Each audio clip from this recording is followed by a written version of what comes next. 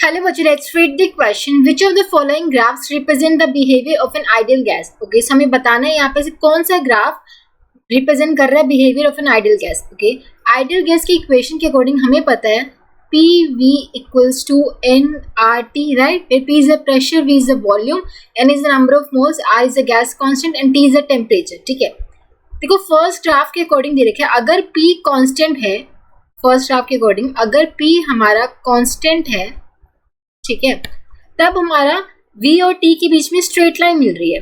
ये बिल्कुल सही ग्राफ दे रखे हैं क्योंकि देखो अगर आपका P कांस्टेंट होगा, ठीक है, R तो गैस कांस्टेंट है, ये कांस्टेंट ही है, और P भी कांस्टेंट हो गया और नंबर ऑफ मोल्स पे हम कांस्टेंट लेके चले तो यहाँ पे जो V हो जाएगा that would be directly proportional to temperature. ठीक है, बाकी सारी क्वांटिटीज कांस्टेंट रहेंगी, यानी कि V और T के बीच में अगर मैं ग्राफ बनाऊँ तो एक स्ट्रेट लाइन में हमें मिलेगी.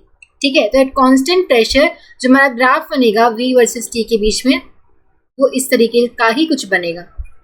ठीक है, तो फर्स्ट ग्राफ हमारा behaviour of an ideal gas show कर रहा है. ठीक है, तो ए हमारा करेक्ट ऑप्शन हो सकता है. ठीक है, डी में देखो दे रखा है पीवी वर्सेस टी का ग्राफ बना रखा है. पीवी वर्सेस टी देखो पीवी इक्वल्स टू nRT, ये हमारी इक्वेशन होती है. ठीक है, अगर मैं पीवी को y एक्सिस पे ले रही हूँ और टी को x एक्सिस पे ले रही हूँ, देखो ये तो कांस्टेंट रहेंगे, यानी कि पीवी एक तरह से डायरेक्टली प्रोपोर्शनल है टेम्परेचर के, ये वाली इक्वेशन. ठीक है, तो ऐसा तो हो ही नहीं सकता कि टेम्परेचर अगर मेरा इंक्रीज करे तो पीवी कांस्टेंट रहे.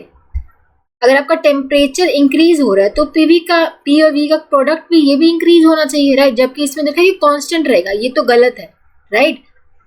तो ये हमारी बी ऑप्शन गलत हो जाएगा. सी में दे रखे है कि अगर मेरा टेम्परेचर कांस्टेंट रहेगा तो पी और वी के बीच में ग्राफ कुछ ऐसा रहेगा. देखो P V equals to nRT, अगर मेरा टेम्परेचर कांस्टेंट है, ये हमारी राइट हैंड साइड कांस्टेंट हो जाएगी तो P V equals to constant रहेगा, यानी कि P would be directly proportional to 1/V, और हम कह सकते हैं इनवर्सली प्रोपोर्शनल टू V. तो इसके बीच में जो ग्राफ बनेगा P और V के बीच में वो स्ट्रेट लाइन नहीं बल्कि इस तरीके से कुछ बनेगा, ऐसे.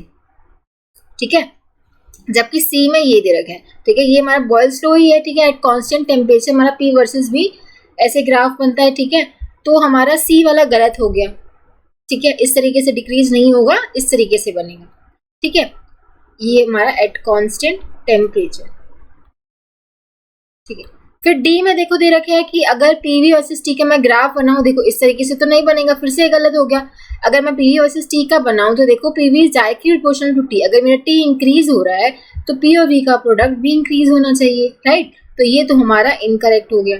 और पहली बात हमने पढ़ा हुआ है कि इस इक्वेशन, देखो सारे ग्राफ जो है आप इस इक्वेशन के अकॉर्डिंग ही ड्रॉ कर सकते हो अगर आपको ये इक्वेशन पता है आइडियल गैस की. ठीक है, इसमें जो भी दे रखा है, इसमें से फर्स्ट P कांस्टेंट दे रखा था तो आप एक क्वांटिटी को कांस्टेंट रख लो और बाकी दो वेरिएबल्स का देख लो कि कैसे चेंज हो रहा है, राइट. तो बस इस इक्वेशन के बेसिस पे हम सारे ग्राफ देख सकते हैं कि सिर्फ हमारा जो करेक्ट आया दैट इज ऑप्शन ए, कि अगर प्रेशर कांस्टेंट रहेगा तो volume would be directly proportional to T, right. So हमें एक स्ट्रेट लाइन मिलेगी. So option A would be the correct answer. I hope आप सबको समझ आया होगा. Thank you so much.